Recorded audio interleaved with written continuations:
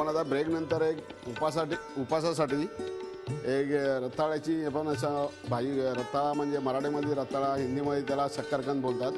तर त्याचे खास म्हणजे असं श्रावण महिना, गणपती, नवरात्रामध्ये खास म्हणजे ते फराळासाठी खातात.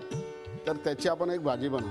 तर त्या फराळासाठी जे लागणारे साहित्य आहे हे रताळा म्हणजे ते स्वीट बटाटो, जसा बॉम्बेमध्ये त्याला स्वीट बटाटो, महाराष्ट्रामध्ये आपले रताळे बोलतात.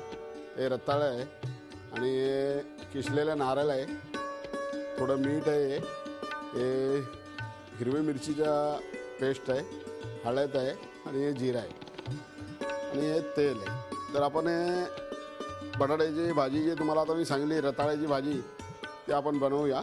तर सर्वप्रथम तर आपण थोडं तेल टाकूया पॅनमध्ये.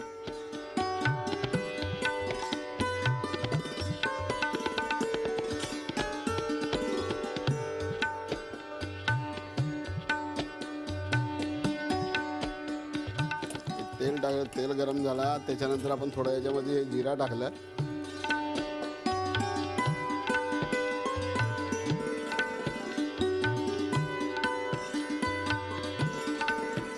जिरा टाकल्यानंतर आपण थोडंसं याच्यात मिरचीचा पेस्ट टाकूया. मिरची पेस्ट टाकलं, थोडी आपण हळद पावडर टाकूया. हे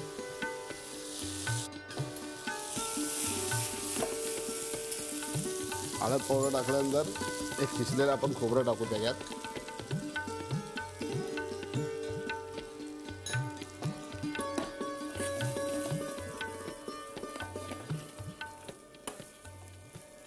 खिसलेलं खोबरं टाकल्यानंतर हे आपण आता हे रताळे बारीक कापलेले आहेत ती टाकूया. रताळे टाकल्यानंतर थोडं मीठ,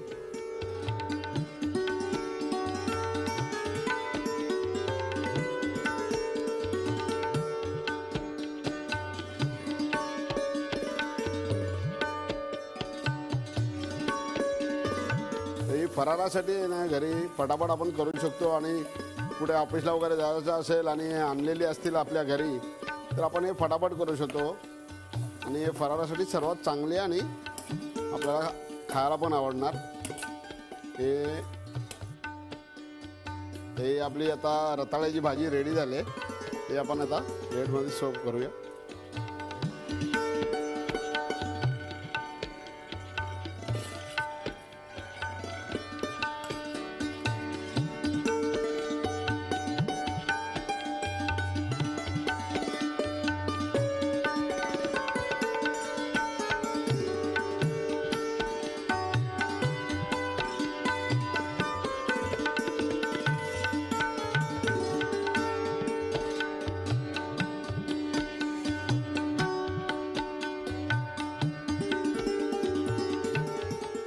अशा प्रकारे ही आपली फराळाची रताळ्याची भाजी बनवून तयार झालेली आहे.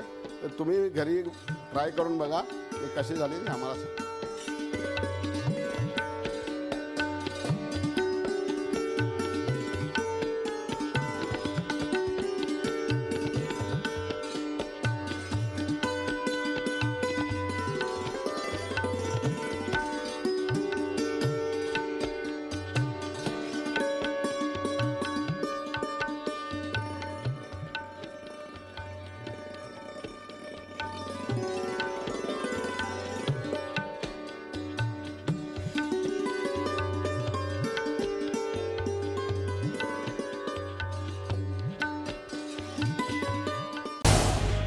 झी 24 तास रहा एक पाऊल पुढे.